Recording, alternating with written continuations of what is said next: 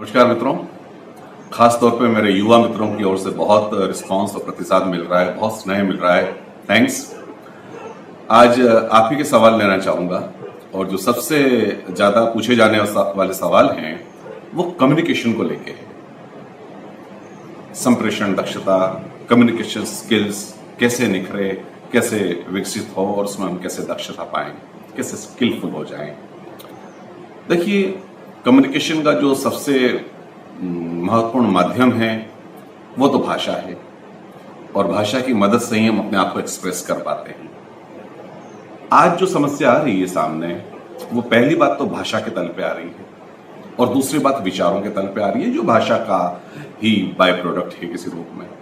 देखिए, एक गाय अगर है और वो घंटों से बैठी हुई है तो हम ये नहीं कह पाएंगे कि वो विचार मग्न है, क्योंकि वो विचार के तल पे नहीं है, विचार के तल से नीचे है। भैंस हो सकती है, कोई और पशु हो सकता है, लेकिन हम ह्यूमन बीइंग जो हैं वो विचार के तल पे हैं। और विचार के तल पे आने का ये जो मादा हमें मिला है, ये भाषा की मदद से मिला है। अगर भाषा कुपोषित है तो जी हाँ, विचार में भी प्रवाह नहीं होगा, विचार में भी बिखराव होगा और वो बिखराव अभिव्यक्ति में बाधक साबित होगा। ये सीधा सीधा अंतर संबंध है। सबसे पहली बात तो ये कि भाषा का कुपोषण बहुत तलों पर हो रहा है। एक बच्चा जो भाषा सीखता है, हमने भी सीखी, हम इतने नेपथ्य में शायद न जाने पाए, लेकिन अगर हम बच्चे को देखें, छोटा सा बच्चा जो पालने में पड़ा हुआ है और उस तक भाषा कैसे पहुंच रही है, तो जी हाँ, भाषा उसके कानों से पहुंच रही है।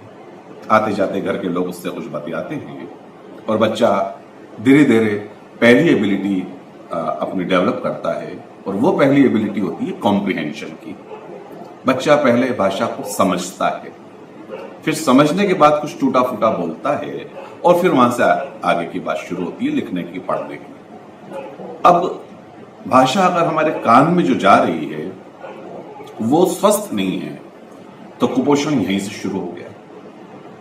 किस तरह की भाषा हमारे कान में जा रही है हम खुद विचार कर सकते हैं, क्योंकि एक बच्चा अमूमन जो समय बिता रहा है वो टेलीविजन के सामने बिता रहा है और बच्चे की अपनी चॉइस है। बच्चा कार्टून अगर देख रहा है और कार्टून विदेशी है और कार्टून को भारतीय भाषा में तब्दील जब किया जा रहा है लिप्स मूवमेंट मिलाने के लिहाज से, भाषा को बहुत तोड़ मरोड़ के एक अजीब अंदाज में बोला जा रहा है और वो भाषा बच्चे के सबकॉन्शियस में जा रही है। फिर बच्चा थोड़ा बड़ा होता है तो घर वालों के साथ बैठ के कोई मजाकिया प्रोग्राम देखता है जिसमें कोई भाषा की गरिमा नहीं है, कोई भाषा का सौंदर्य इस रूप में नहीं है, भाषा का सौष्ठव नहीं है, भाषा वहां प्रसादपूर्ण नहीं है, साहित्यिक नहीं है। तो मुद्दा ये कि कान में जो भाषा जा रही है वो भाषा गरिमामय नहीं है और यही भाषा बच्चे के जहन में दौड़ेगी, पहली बात। दूसरी बात ये कि भाषा पोषित होती है और भाषा को भाषा का दर्जा मिलता है साहित्य से। आज एक विद्यार्थी या एक सामान्य व्यक्ति साहित्य से दूर हो चुका है। साहित्य के सब्स्टिट्यूट्स नजर आ जाते हैं वेब सीरीज में और टेलीविजन प्रोग्राम्स में और बहुत कुछ, लेकिन वहां शुद्ध साहित्य नहीं है। तो साहित्य जो भाषा को भाषा की गरिमा देती है वो साहित्य से कटाव। दूसरी बात सामने आ रही है, सुनने पे ख्याल करना है, बेहतर पढ़ने पे ख्याल करना है। और तीसरी बात, अगर एक व्यक्ति बोलने के बाबत कुछ निखार चाहता है तो जो वोकल सिस्टम है इसके लिए एक व्यवस्थित प्रयास करना होगा। देखिए, हम दिन भर भी श्वास लेते हैं, लेकिन जब हम प्राणायाम करते हैं तो प्राणायाम हमारी ब्रीदिंग का एक अलग पैटर्न होता है और आधे घंटे किया गया प्राणायाम भी दिन भर के लिए हमें ऊर्जा देता है, ताजगी देता है। वो अभ्यास है। भाषा के लिए हम अलग से क्या अभ्यास कर रहे हैं विद्यार्थी होकर? क्या हम खड़े होके कुछ अच्छे पैसेज को लाउडली रीड करने की कोशिश कर रहे हैं पूरी जागरूकता के साथ, उसके हर प्रोनाउंसिएशन को ख्याल में रखते हुए, पॉज को ख्याल में रखते हुए और इंटोनेशन को ख्याल में रखते हुए? तो ये प्रैक्टिस की जानी चाहिए। ये भाषा की सबसे बुनियादी जरूरतें हैं जो भाषा को निखार लाएंगी। मैं अभी कोई बहुत बड़ी बड़ी बातों पर नहीं ले जाना चाहता, लेकिन अगर इन बुनियादी बातों पर हम ख्याल करें तो हमारी भाषा पोषित होना शुरू होगी।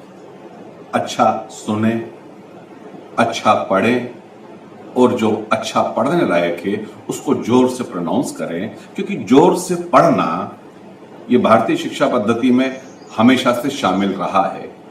अगर हम कोई पौराणिक सीरियल देखते हैं, पीरियडिक सीरियल देखते हैं, रामायण या महाभारत का कोई दृश्य देखते हैं जिसमें गुरुकुल में बैठे हुए विद्यार्थी होते हैं और वह विद्यार्थी सस्वर किसी पाठ को, ऋचा को, श्लोक को पुनश्चरित कर रहे होते थे, सतत उसका आवर्तन होता था, और जी हाँ, मन में नहीं, सस्वर जोर से।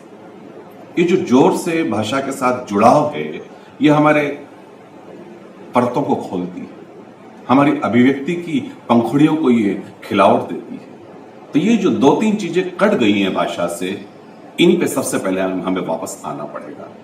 ये सबसे पहला मैं सुझाव देना चाहता हूं, और आगे एपिसोड्स में इसी बात को मैं और आगे विस्तार दूंगा।